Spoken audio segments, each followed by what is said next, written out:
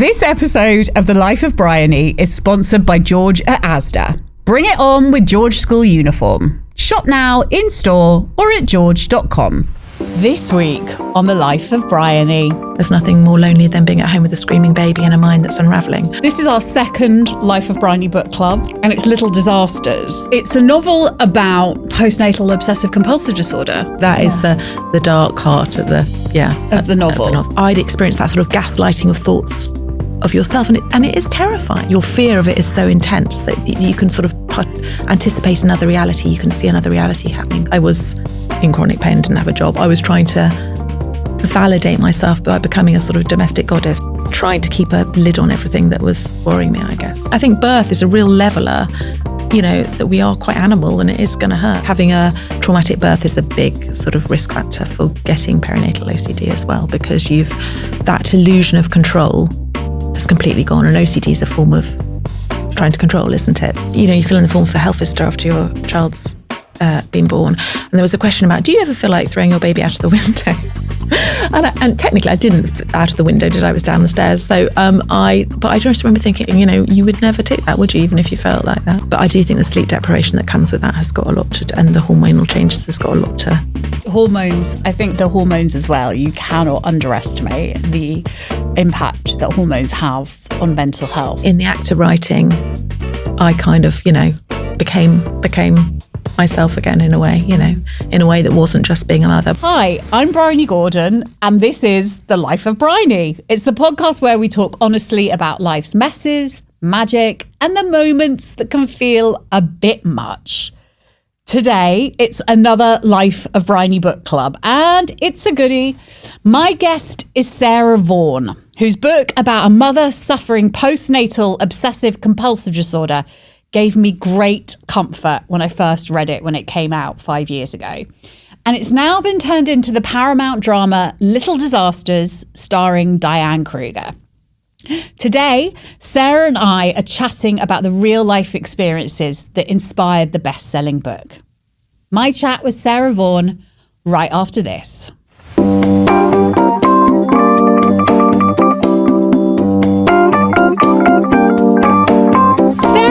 Welcome to The Life of Bryony. Lovely to be here. This is our second Life of Bryony book club, and we are going to talk about, you've written loads of books. You have Anatomy of a Scandal, which people will know because most of them have been turned into huge blockbuster series. Anatomy of a Scandal, which was turned into a Netflix series starring Sienna Miller. But the one I really want to talk about, because I remember reading it when it came out in 2020, and you sent me a proof, and it's Little Disasters. And it is now screening, as we say, streaming even. It's now streaming, as they say in the industry, on Paramount Plus. It's been turned into this drama series starring Diane Kruger. And it's a novel about postnatal obsessive compulsive disorder. Perinatal OCD. Yeah. Well, it's not just about that. It's about motherhood and judgment, but that is the secret. We're assuming everybody might have watched it and they don't mind the spoilers, but that is the dark heart of the novel. Of the novel, yeah. So it's about a woman who, by all accounts, looks like she's got her shit together. She's Diane Kruger. Jess is her name, and then she has quite a traumatic birth with Betsy, and what I found that really landed for me was this sense of a mother thinking, like almost essentially gaslighting herself into believing she might have hurt her child. So the inciting incident is basically that Jess, who's the most seemingly perfect among a quartet of mothers who meet at an antenatal class, so they meet 10 years or 11 years previously before they have their first babies.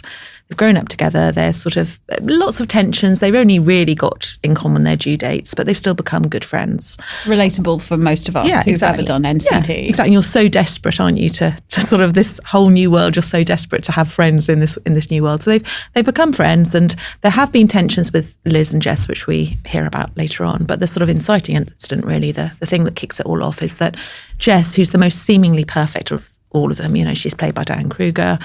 Turns up at an A&E on a Friday night with a baby with a bang to the back of her head and a story that doesn't add up. And the paediatrician on call happens to be Liz, who's another member of the NCT group, who's played by Jo Joyner. And she, you know, Jess is being a bit shifty, but frankly. She's being really evasive. Her story doesn't add up. She's got safeguarding protocol she has to follow. And so although it kicks against her instincts that, you know, this is a really good mother, this is the mother who's calmed her baby, you know, her own, you know, Liz's baby, when she can't get her to settle, she calls social services in. And because that's what you have to do if there's a baby like this and she couldn't sustain that injury. And that obviously implodes their world. And then the themes of judgment and the way in which all these mothers are judging each other and themselves come to the fore. And yes, the Jess's, I guess, core belief at this stage is that she's a bad mother, because that's what her intrusive thoughts are telling her. This is the thing, and this is where it kind of like, I'm actually like grabbing my necklace now, and like if I'm getting anxious about it.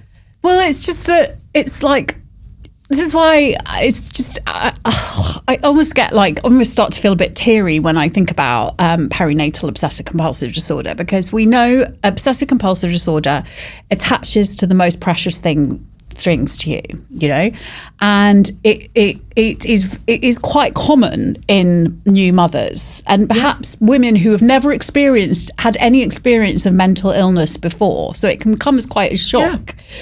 And these intrusive thoughts can be incredibly dark, worrying that you're going to hurt your baby, that maybe you might sexually abuse them. Really, the darkest, grossest things that are completely. And it's really important to make this clear. Completely the opposite of what you would actually ever do. Yeah, we were really clear. In fact, I've just recently written a piece for the Times, but I interviewed a perinatal psychiatrist who was at St Mary's and Imperial. She now does private stuff. And I'd interviewed her back in 2018 when I was writing the book. And she was so clear that there had never been an instance of a mother with perinatal OCD, they called it maternal OCD in those days, harming their child, and that it's actually a form of vigilance. She said it comes from a place of love. You're catastrophizing, you're imagining your worst case scenario to try and protect your child. And that's exactly what it is. I mean, compared to, there have been some instances of postnatal depression where women have killed their babies, you know, really sadly, because they've been in such a, you know, they've then wanted, psychosis, or they've wanted to take their own lives subsequently. But there's never been a recorded instance of this. It's actually like, it's an overdrive of sort of trying to protect your child. Well, it's a sort of evolutionary response gone wild. Mammalian response. You know, you've got this, that fight or flight instinct. And when you talked about gaslighting, when I was thinking about my previous book, I'd set in Westminster and a court, and I wanted to do a more domestic setting with this. The classic domestic noir setting for a psychological thriller is that it's the husband gaslighting you. But I actually, you know, I had experienced, although I didn't really realise it until I completed the first draft, that I was writing about my own maternal OCD. But I'd experienced that sort of gaslighting of thoughts of yourself. And it is terrifying, because, you know, on the one hand, you know, this psychiatrist called it ego dystonic. You know on one level that isn't the reality, that you're not really throwing your baby down the stairs. That was my thing, that I was dropping my baby, which is a really classic one, throwing him down the stairs. You know you're not throwing the baby down the stairs, you know you're holding him, but you can almost see, a vision makes it sound like it's psychosis. It's not psychosis, but your fear of it is so intense that you can sort of anticipate another reality. You can see another reality happening, can't you? It really is, listening to you talk about it. It's that thing, I always say, it's like the brain refusing to acknowledge what your eyes can see. That's how I kind of sum up obsessive compulsive disorder. So whether it is that your hands are clean, do you know what I mean? They're not dirty. Your brain goes, yeah, but what if? It's the what if disease, the doubting disease. What if? I wonder if it's, you know, we're both journalists, or originally journalists, and you know, writing a novel or writing a news story is what if, isn't it? It's, you know, what's the worst case scenario? And I wonder also, for me, when I was a news reporter, I unfortunately had a little niche of sort of doing dark cases. So I covered Sarah Vaughan, the little girl who was snatched from a cornfield in West Sussex. I covered the Sower murders. I covered a little boy who was murdered by a paedophile in Norfolk. And I've covered a baby shaking case. And so whenever there's my husband will say, well, that's never going to happen. And I'd say, well, there was this news story, because we do know they are news stories because they are so rare. But I think you can kind of believe that they're more normal than they are because you happen to have covered those stories. That, it's really interesting hearing you talk about the Sarah Vaughan and Holly and Jessica and that was in the noughties, wasn't it? Yeah. This is where the interesting thing about OCD is it will attach to the kind of, and I hope this is helpful for anyone listening who may not have, or anyone tuning in who may not know this and who may be just thinking they are, they're a bad person. But obsessive compulsive disorder not only will it attach to the thing you love most, but it will also attach to the big bad thing of the, issue of the moment. So there are lots of people who in the 80s and 90s thought they had AIDS because that was the big public fear of the time. Don't die of ignorance and the leaflets with the lilies on. Then the paedophilia of the noughties, that kind of thing, because that is the worst thing, isn't it? It's really common. And I remember, and I literally takes my breath, you talking about, I have all of these phrases in my head from that time about those girls and thinking of different Sarahs who were famous, but for like Sarah Jessica Parker. Sarah, it sounds nuts because it is, because it's a mental illness.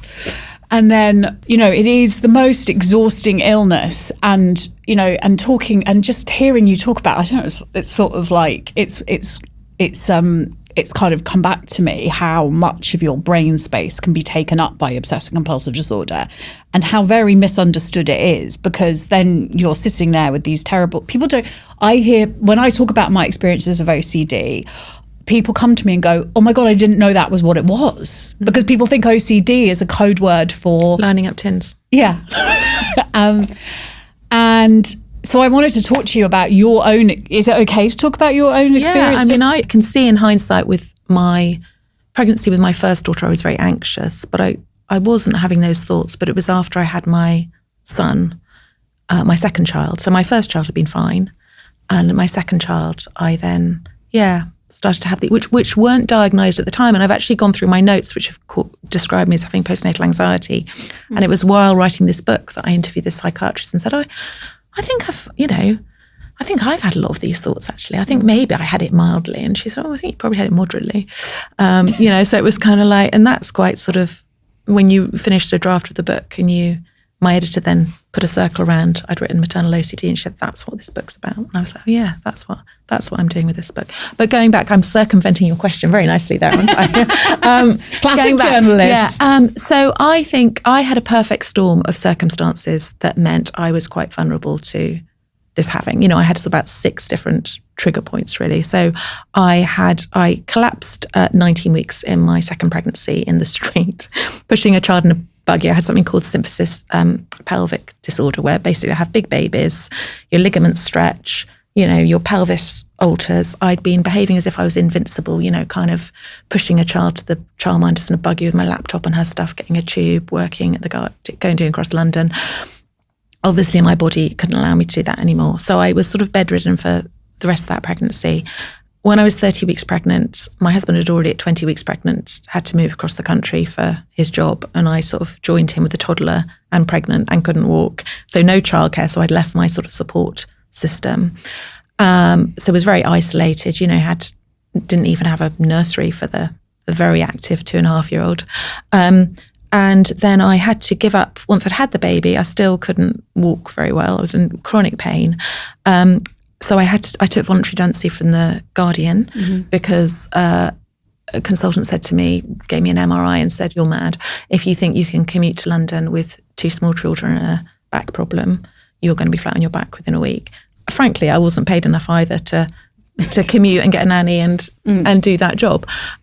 So I'd given up the job that had sort of validated me. You know, I'd had a byline since the age of 22 or whatever.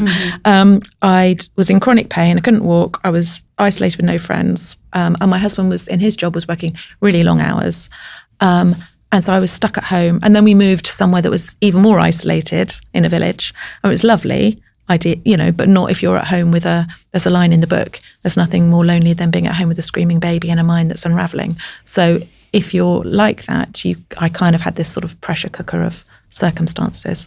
And for me, the classic way in which, or the strongest memory for me, is that we were in this rented house with very steep Edwardian stairs, and I could not get to the bottom of the stairs with my then 10-month-olds. And I did what Diane Kruger does in the book, except I sort of turned around and sort of did it like a toddler. So I sort of shifted my body and would hold the baby into me so he was safest next to the stairs and go down these very steep stairs like that. And I would, things like I never got him to take a bottle because I was obsessed about, well, how will I know if the bottle's sufficiently sterile? So, oh my God, you know, that so resonates. So that, yeah, I would spend, so long trying to sterilize the bloody sterilizer thing before, I mean, obviously they wouldn't take I was so perfectionist. Oh, that's the other key thing. I was quite perfectionist. Yeah. It kind of impacts on people who are really perfectionist because you want to get everything right. Just as Jess is in the show, you know, she's sort of, there's a line where someone says, you're making your vegan bento boxes of sushi. I mean, she's not, but she is kind of, everything has to be absolutely immaculate. Right. And while I was in chronic pain, didn't have a job, I was trying to validate myself by becoming a sort of domestic goddess, but not sort of a forgiving one. So I would be roasting chickens and making stock and making risotto and baking all the time and finger painting and doing all this stuff, you know, while trying to keep a lid on everything that was worrying me, I guess. Yeah. But so there's the sterilization of things. I never got into sterilizing because I would spend my entire time trying to sterilize it and then not really working out the logic that actually, is a breast sterile if you're breastfeeding him? No, it's probably not sterile, but you don't have to do all that stuff, do you? It's not logical, is it, OCD? I always remember having this fear with my daughter's bottles that I might have put bleach. Oh, I had that too.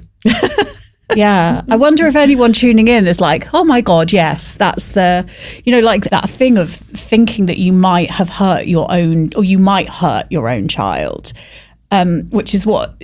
And you talk about gaslighting yourself. And I think that is the case with mental illness, as it is with so much. It's you gaslight yourself and you tell yourself, you don't have this, or this isn't as bad as you think it is. Like depression, I always think the biggest sign that someone is in depression is when you're like, I'm not depressed, I'm just lazy. You know, like that's your, you know, like I'm just a failure as a human because I can't do these things that everyone else seems to be doing. And I'm like, honey, that's depression. And the voice in your head is the voice of depression, just as with mental, you know, like, but maybe you did hurt your child. Maybe this bruise on this child's head is because you shook this baby or you did something. Like, I didn't have it as bad as that. What my thoughts were more... And one of the interesting things I think about it was I knew, I mean, I didn't score at all for depression ever. You know, I was up every day with, you know, freshly washed hair and mascara and taking them to baby groups and things. So I was thinking, well, I haven't got postnatal depression, but I did have obviously extreme anxiety, you know, so it's the sort of the flip to that. So outwardly I would have looked a bit anxious, but, you know, I wouldn't have looked as if I had this because I clearly wasn't telling anybody that I was sterilising. I wasn't able to give them bottles because I couldn't cope with the sterilisation process. But, you know, I clearly wasn't telling anybody that I was going down the stairs on my bottom. Were there any other things that you were doing to sort of try and keep yourself safe? I think it was more the catastrophising. So my daughter found out that the best way of getting a rise out of me, so she was, by this stage, she was 3.5, 4, and he was about 1. So I'd be pushing him in a buggy and she'd have a scooter, and she knew the best way of getting a reaction out of me was to just scoot out of sight. Right. And we walked from her primary or her preschool to our village. You kind of went down a road that was sort of wooded, and then it had a turning point at the end of it, around which there was always building work going on. You know, lots of white vans would do a turn, you know, and builders would come back the other way. And because Sarah Payne was snatched from Roy Whiting in a white van, and he did that circle around the you know, I would run madly. I mean, that probably did look insane with his buggy after my child, who thought she was getting this great rise out of her neurotic mother by scooting outside, because I was convinced a man in a white van was going to snatch her. So it was more the sort of anticipatory racing ahead, which I think is more anxiety than me actually seeing myself dropping him. Dropping in cleanliness. And I suppose things like I would see worst case scenarios, like I'd be very anxious about pouring a kettle, making sure you pour the kettle the other way so the water couldn't go anywhere near the baby, which it wouldn't rationally. Yeah, but it's not rational. But Jess, effectively, in the book, Little Disasters, and in the show, sort of, it's that thing of has she hurt her baby or not? And that is, as a mother, the worst thing to confront yourself, to tell you. So in the book, which obviously you can't film some of this, I think she imagines things like, flinging the baby across, against a fireplace and, just doing more brutal things. And so when the baby has an injury and she has done something that's bad parenting, so she is I'm trying to sort of not create spoilers here, but, she has done something that makes her culpable. But she can't, because she's been absent from the baby for a short period, she can't trust that she hasn't done something else and that her thoughts, haven't somehow ensured it's happened, Mm-hmm. She knows rationally she hasn't, and she is also trying to avoid answering questions about something else. But she still can't completely trust herself because her thoughts are so different to her reality. And and it was important to me as well, she'd had 2 births that went absolutely fine. And she has had the third birth is the sort of classic precipitating birth, which is, a traumatic birth. So in the book, and we show some of this in all the detail, the baby has her shoulder stuck, so she has to kind of be manhandled out of her. And then she has a massive postpartum hemorrhage, so she needs a blood transfusion. So for somebody who's like, her first births, she's had George Michael playing in the show. I think it was Mozart in the book, but it was George Michael in the show. She's had, this lovely home birth initially. And this control, everything's gone perfectly. It's like sneezed and the baby comes out. It's like me. I thought I was going to have, lavender incense and Mozart's clarinet concerto, and it doesn't really happen like that. No, it was a shock to me to discover that having a baby was painful. This is so interesting, isn't it? Because we don't talk about these traumatic births. It's another way in which women's health is sort of sidelined and underestimated. Well, you're supposed to give birth. That's the way of nature. So if you do have a massive hemorrhage or you're torn open from vagina to arsehole, just suck it up, babes, But there are real world consequences of this, do you know what I mean? Which is that it is very traumatic for a woman's mental health. And and then afterwards you've gone through this massive thing, and then the hormones come in, and you're in a lot of pain. Yes, yeah. And then you bung in the fact that you're sleep deprived. Do you know what I mean? And Jess in the book, her husband's, we haven't quite said what he does in the city, but the whole point was that he is sort of absent for 15 hours a day. And so they have, and I saw quite a lot of this in London when I had my first baby in London. They've fallen into quite sort of traditional gender roles. And there's a line in the book where she says sort of half jokingly, well, you go and make the money, we need you to go out and make the money. And he leaves her, I think, when the baby's 3 or 5 days old. He hasn't taken his 2 weeks off paternity leave. But we just talk about how even 2 weeks is like, I think it's different now. I had a baby 8,000 years ago. Do you know what I mean? Well, I had my first baby 20 years ago. So that's, So he was back. Then. Yeah. Well, I think because of the way his work fell and she was 11 days late, I think I got 4 days. Yeah. So, yeah, but the sort of culture is this is her third child. She knows what she's doing. So he's back at work, and she's left alone with these 3 children.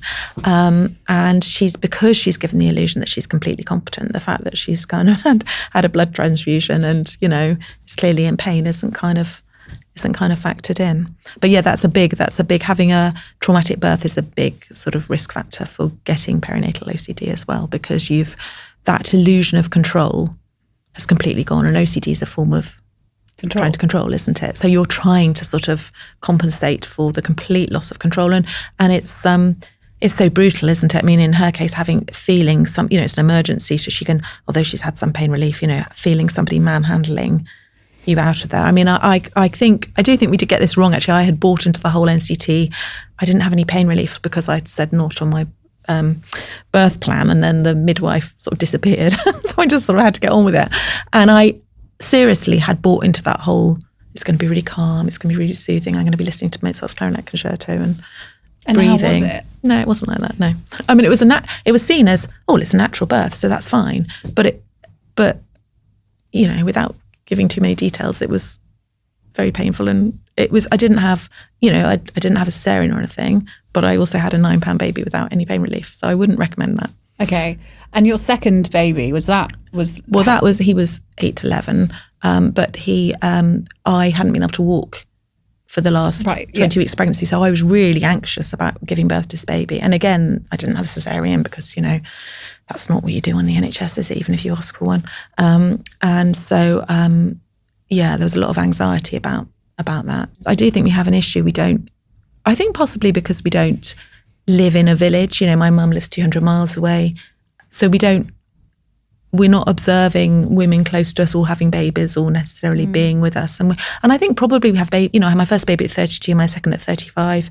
I'd had more than a decade of being a journalist. It sounds a bit nauseating, besides fertility treatment, I kind of didn't work anyway, had her naturally. I'd always been quite successful at everything, so I'd always been really competent. And so it's a bit of a shock then I think birth is a real leveler, that we are quite animal, and it is going to hurt, and it is a problem in the way in which we all, maybe we don't now, maybe this was 20 years ago, but we don't recognise that birth is going to be painful, and that's just, and brutal and barbaric.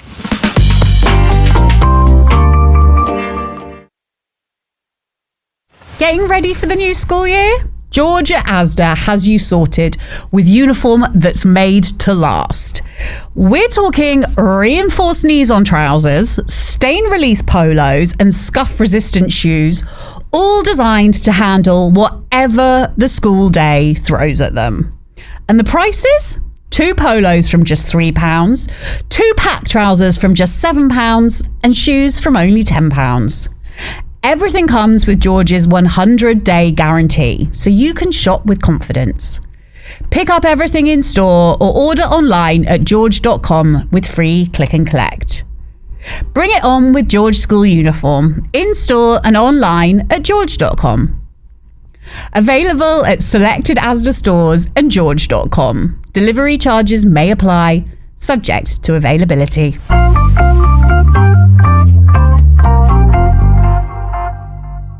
Most news reports suggest that actually maternity care in this country is quite, it's very patchy. Do you know what I mean? And also there will be people listening who had babies 20 years ago for whom still, but that actually it's the distance for whom still their birth might trouble them, Yeah. It's interesting because I was thinking, so my daughter is 12, so I gave birth 12 years ago.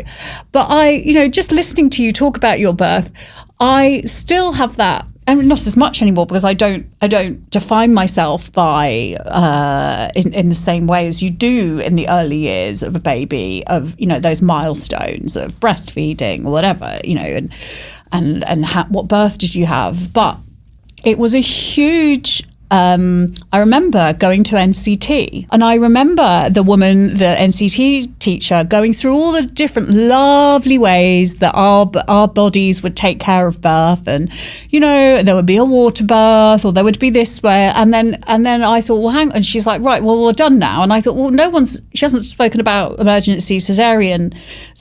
And statistically, 1 or 2 of us in this room are going to end up having an emergency C-section. So I put my hand up, being, like the know-it-all journalist. And I said this. And she said, well, I don't want to end this session on a down note. And it was like, I remember thinking, oh, okay. And then I ended up having an emergency cesarean section. And I remember the doctor or an anaesthetist saying to me, oh, I'm so sorry. that your baby is in trouble. And I remember thinking, well, no, don't apologise. Just get this thing out of me and get it out alive. You know, by this point, I'd been in labour for like 4 days or something. I was exhausted.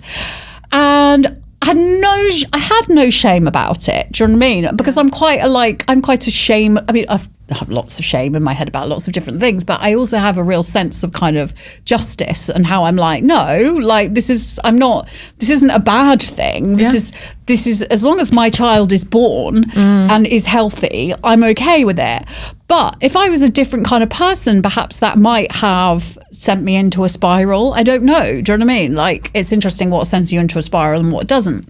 But I still feel like there's still that bit in my brain that is like, oh, you kind of failed at birth. And maybe if you'd done it again, you would have a natural birth. Like, yeah. Like, what would I have got if I'd had a natural birth? Would I have been given a certificate that I could put on a mantelpiece? Do you know what I mean? Like, what does it even mean, natural birth? Do you know what I mean? Like, I didn't, you know, the baby came out of me. The baby was birthed. I think there's lots of different terms for it now, you know? And I look at my glorious 12-year-old now, and I don't think, oh, you know, she came out of my abdomen, or, you know, like it's irrelevant. Do you know what I mean? These aren't the things that bother me, but there is still that tiny bit in my brain that is like, oh, you didn't have a natural birth. And I think that there will be women who've had natural births for whom it was traumatic as well. Do you know what I mean? But it's like, we just don't really talk about these things. Yeah. We don't talk about, you know, being ripped, or you know, which can happen with a natural birth, or, you know, all the sort of the pain of that. And I feel quite lucky having had an emergency C-section, because I was like, thank fuck I didn't get an episiotomy, which is where you are like literally cut from vagina to anus. There's a lovely sentence that I didn't think I'd say on this podcast. Maybe that won't be a soundbite. But, you know, it was all those things, and I but looking back, it's so, you know, and the breastfeeding, all of that stuff, just all the judgment. Yeah, there's a scene actually in the show, bringing back to where we meet them all in an NCT group, which is actually at the start of the book, but this bit is a bit.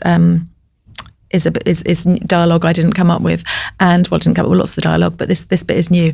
And the doctor, when they're talking about their birth plans, the doctor says, well, I'd like not to die, and I'd like the baby not to die. And you can see these other mothers kind of going, you know, Jess has gone, well, you know, my doula will be there, you know, and someone else is having an elective cesarean to fit in with her work, and you know, I'd like not to die, and I'd like the baby not to die, kind of really cuts through all the airy fairy, you know, ethereal birth plan bullshit, basically, that Jess is having. And actually it's fine for Jess's first birth, as I say, but, you know, that is actually an obstetrician once said to me, this is another thing about being a news reporter, or a health reporter as I was at the time, birth is the most dangerous day of your life. And she meant for the baby, not for the mother. She meant that birth canal, that short birth canal, is actually the most tricky journey they're going to go on. That is the reality, actually. Birth can be dangerous. I know I sound like really sensationalising now, and I'm sure the statistics are tiny for maternal, although they're quite high for this country given how wealthy we are, I think, comparatively, aren't they?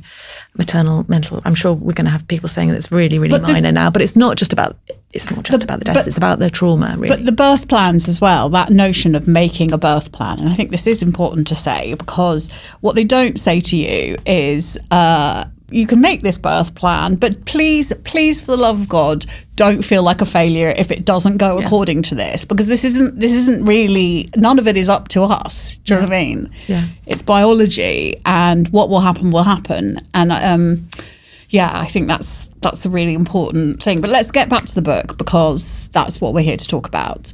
And let's get back to you, if that's okay. I just wanted to speak to you about that episode of Maternal OCD and how you started to get your life back and how it started to pass, because I think that's really important. Because if there's someone listening who has experienced it or is experiencing it and feels sort of shame, and it's always good to give that sort of hope of how this won't last forever, and you won't experience this forever, and things, you know, it's remarkable to me to think about.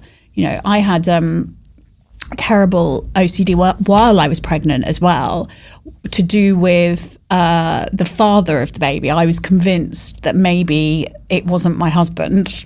Oh gosh. Okay. Yeah, and I went through this like Did you vocalise that with him? I did. Yeah, I did, on a beach in Barbados. We went on Baby Moon, and I was like, again, confessing things is a really a big subsection of OCD that people don't talk about. The need to confess for reassurance, actually. And actually, it's the worst thing. Giving people the reassurance is the worst thing you can do for OCD. But yeah, I was like, I need to tell you, I'm really worried this baby isn't yours. And he said, well, even if it isn't, I'll still stand by you and love you anyway. And that was like, I remember being like, oh my God. And I think it is about, for me now, with a lot of therapy behind me and a lot of, a lot of knowledge, having met so many people with obsessive compulsive disorder, it is about, I realise OCD is about trying to feel safe, and the more safe I feel, the less likely OCD is to come in, but OCD will also come in when things are going well. Because it's like, ooh, maybe things are going to go badly and you need to be hypervigilant, Bryony. You need to watch out for that, and I think that's something for people to kind of bear in mind, But for you, how did you sort of start to return to some sort of version of normal? I think I'd gone to the GPs about a child being ill, and I think she was a nice female GP, and it was a new surgery moved to, and she said something like, and how are you doing? Or something. And I think I said, I'm just very worried or something. And she said, life can be easier than this or something. And she referred me to I checked, I actually had 4 sessions with a trainee psychologist at the hospital. And he basically said, you've had all these different risk factors. You've got postnatal anxiety. He said something like, any one of those would have caused this, and you've had 6. So it's, it's not a surprise, which kind of was quite validating. Like, actually, I'm not this awful person. I've looked at my letter he sent back, and he hasn't mentioned maternal OCD in that. So I don't think I was honest really about the extent to what I was feeling. But that's incredibly common, because it's, and again, some people tuning in might find this, that fear of expressing to a professional, a doctor, about the intrusive thoughts that you're experiencing, absolutely. Because actually, and it does happen, and obviously it happens in the book. Social services get called. Well, I remember filling in the form after, you fill in the form for the health visitor after your child's been born, and there was a question about, do you ever feel like throwing your baby out of the window? And technically I didn't out of the window, did I? Was down the stairs. So but I just remember thinking, who on earth would be so stupid as to tick that box? I just remember thinking, you would never tick that, would you? Even if you felt like that. So he said, sleep, do some exercise, do something for you, start to make friends. So I had one morning a week when I had some childcare for him, and I would go for a swim. I got stronger. So a lot for me was about the chronic pain, and lifting this big baby and being in. I had sort of cocktail of pain relief till he was 3, that I was taking every day. So a lot for me was sleeping. The consultant who said you won't be able to go back to work told me to stop breastfeeding immediately. He was 11 months, so I did, and he started walking that day. And so I wasn't sort of physically lifting him as much, and my ligaments, I suppose, were getting better. So for me, it was the physical improvement, I guess, meant that, and then sleep, and starting to make friends in this new place. Speaking to my husband, who obviously knew I was very anxious. I still don't think I was completely honest about the extent of them. So that all really helped, and also, I think. And in the sessions with him, I had CBT. When my youngest was 4, I had 12 sessions of CBT. So I kind of clearly hadn't resolved it all. So I'd had, those 4 when he was a year. And then when he started school, I had 12 sessions. And I also started writing my first book. And I think that the act of writing meant that I was finding a sense of self apart from being a mother as well. And I think that was really critical. So actually the day after my second lot of CBT finished, and I got my letter from psychologist saying how well I'd done, and I was completely different from the woman who'd first presented. My now agent called the next day, so there was a real sort of synchronicity between the two, I think. And my first novel, which I can't bear to look at now, but is about motherhood again. So I think in the act of writing, I kind of became myself again in a way, in a way that wasn't just being a mother. But for me, a lot of, again, talking to this perinatal psychiatrist, she was saying, some mild cases will resolve themselves. And I do think sleep and hormones and making friends and, swimming and everything like that built up my sense of self. But mild to moderate require CBT or not necessarily CBT, some form of therapy. And for me, I was very, it was the age student who was, I took it really seriously. So I did have this was pre-phones, I did have a notepad with columns and, each thought that was challenged, I would write down and challenge it and rate it and then reassess it. And so I really went through that process with these fearful thoughts, which then weren't so much about dropping him or, the milk. It was then very focused, I think, on my daughter. So things like, this will sound mad, but then, that's welcome here. They often happen when my husband was away for work. So I guess I was feeling more responsibility about parenthood just on myself. And she said one night, I don't want to go to bed because the man comes into my room at night. And I rang my husband at work and said, do you think it's possible that someone's got into her bedroom and is abusing her? Do you think I need to call the police? And he said, well, what's she talking? What does she mean? A man's getting into her bedroom? This was a year after Madeleine McCann as well. Mm-hmm. No, I think it was 2 years after Madeleine McCann. And I quizzed her at length. What do you mean? I said, the Sandman. And so some nursery nurse at the free preschool she'd gone to had told her that the Sandman comes into your bedroom at night and puts sand in your eyes to make you go to sleep. Right, that's helpful. So it was completely like she was this Irish nursery nurse who just sung them a song about the Sandman coming into their bedroom. But again, this will resonate with I'm not sure it will. Do you think it will? No, I do. I know. I have so many friends who are like, you should.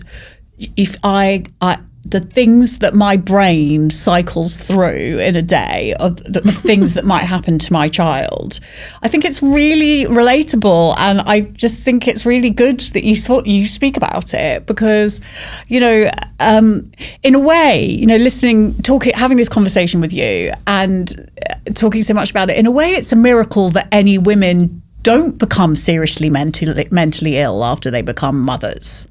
I do think sleep deprivation has got, and if you're like me and completely perfectionist and if you are a breastfeeding mother, you are the one who's getting up in the night because you're the only one who can do that job, aren't you? And you're trying to get them into a routine, perhaps so they're in a cot, they're not co-sleeping with you. There are all these things. If I'd had a third baby, I would have done differently. But I do think the sleep deprivation that comes with that has got a lot to, and the hormonal changes has got a lot to. Hormones, I think the hormones as well, you cannot underestimate the impact that hormones have on mental health. But we do know that maternal mental health services, and this is for anyone listening now who might be going through it, have actually got a lot better, haven't they? They've improved massively. Yeah, there's been every area now has a maternal mental health team. There was a report back in 2015 that talked about the economic impact of poor maternal mental health, and so there's now a great provision. And in fact, there's a maternal mental health week recently, and there was a woman on 5 Live who rang in, and she'd had really bad perinatal OCD, and she had a specific nurse she could call at any time, and she said she would talk to him for hours a day to when she was in that moment of crisis. So I think it is far better now, but I don't know the stats of how much money is being spent on it. But that's good for anyone listening to know that you're in your area, you should have a specific maternal mental health. Yeah. I just wanted to kind of bring it back to books, as this is a book club episode. And I wanted to ask you, finish with 2 questions. Okay. The first question is, and you kind of touched on this, how does writing help you make sense of the world? Is it a sort of almost a therapeutic tool, writing a novel? It shouldn't be at all, should it? I know that you're not meant to do that at all, but I think that certainly with Anatomy of a Scandal and Little Disasters, I have exercised, quite dark things that have happened to me.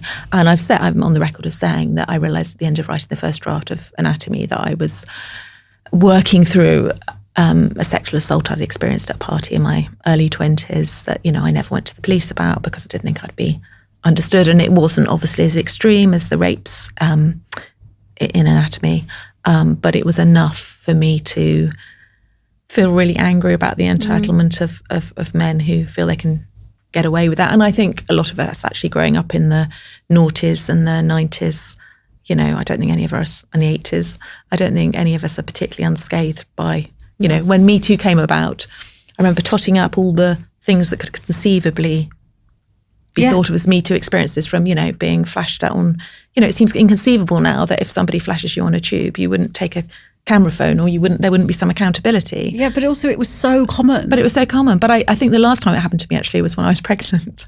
Really? And getting a late train back from working on The Guardian, doing the political, so getting the 10:35 back from Fenchurch Street or whatever, 11 o'clock back from Fenchurch Street, and a man in a Mac on one of those really old trains just sort of exposing me thinking, what's that mouse in his hand? Oh my God. And I was pregnant. I was visibly pregnant. I mean, hopefully camera phones means it's less prevalent. Less prevalent now. Like you're talking about that, I remember that happened to me as a schoolgirl on the district line. And I think there were other people on there was other people around. Yeah. Like and you just think to yourself, whoa, the amount, and again, those things where, those sort of evenings where alcohol had been consumed and, I don't really want to do this, but if I say no, will I be seen as a tease, or will I, disappoint? And you think, oh my good God, how are any of us alive? Well, anyway, that was Anatomy. Yeah.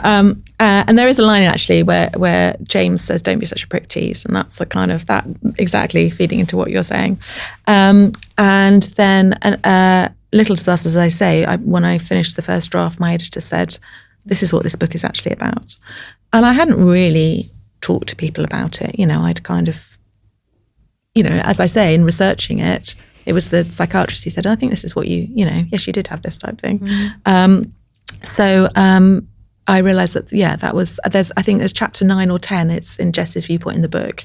And it was the fastest chapter I've ever written because it was all about her thoughts.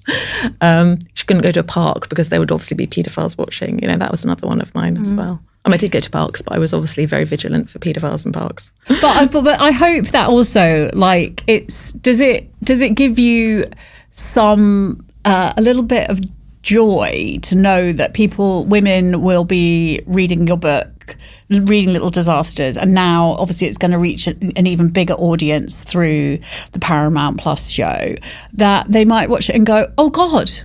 Yeah, so unfortunately, Little Disasters was my lockdown book. So it was published 10 days after the first lockdown when obviously all the bookshops were closed. I remember reading it. But you read it as a preview. You gave me an amazing quote. So I feel like I know you from that. And then it came out, it was a Waterstones Thriller of the Month, but as a paperback. But again, it was in the third lockdown, so all the bookshops were closed as well. So it didn't actually reach as many people as they wanted to reach, at the time. So I'm hopeful the show will more. But what has been so gratifying about it has been getting messages at the time from women, including somebody in my sort of extended family, saying, I didn't know there was a name for this, and I've experienced that.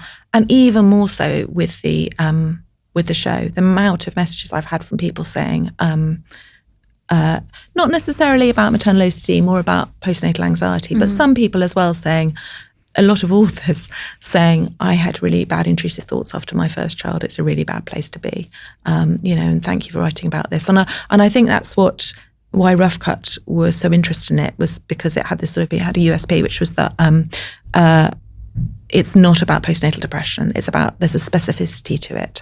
And when I had my baby, I think the thinking was it was like 1% to 2% of people get it. I think now the understanding is that it's actually might be up to 16% of women get postnatal OCD. And if you've had OCD before, it's something like 70% you're going to get it. So actually, I think it's the latest stats are something like up to 9% antenatally, and postnatally, it's something like 2 to 16%. And the studies are all very different because some of it's about self-reporting and different criterion for assessing it. But, that's up to 16% of women are, experiencing this. A lot of women. So actually it's a lot more common, and the comments I'm getting, unless it's just that it's all affecting authors, it does seem to be more prevalent than we might have thought. There are lots of organisations that help with it. One that helped me when I was pregnant was, and I think it's still around, is called the Maternal OCD. Yeah, they were really helpful. Organisation. They're really super helpful, but there are loads of OCD charities that exist, and we will put all links to them in the show notes, because it's really important that people don't feel alone. And if you want to read Little Disasters, it's out now, but also go and watch it. And there's heaps of stuff we've done, and also go back through the library of old Life of Bryony podcasts, because we had Kimberly Nixon on talking about maternal OCD, and I've written about my own experiences of OCD and maternal OCD and Mad Girl. Sarah Vaughan, thank you so much for being our second Life of Bryony book club. Oh, thank you for having me.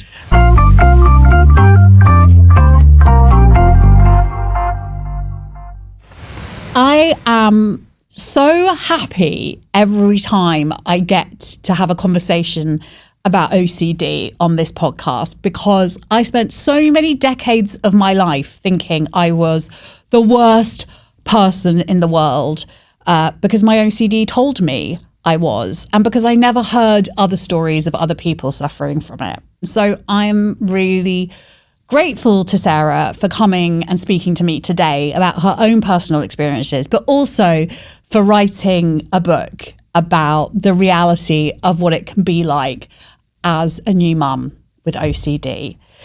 If this episode has helped you, why not share it with someone that you think might need to hear it? It may not necessarily be someone else who's experiencing OCD. It might be someone who needs to know what it's like to experience OCD. Also, remember to hit follow and subscribe. But most importantly, and above all, I want you to look after yourself. And I look forward to seeing you next week.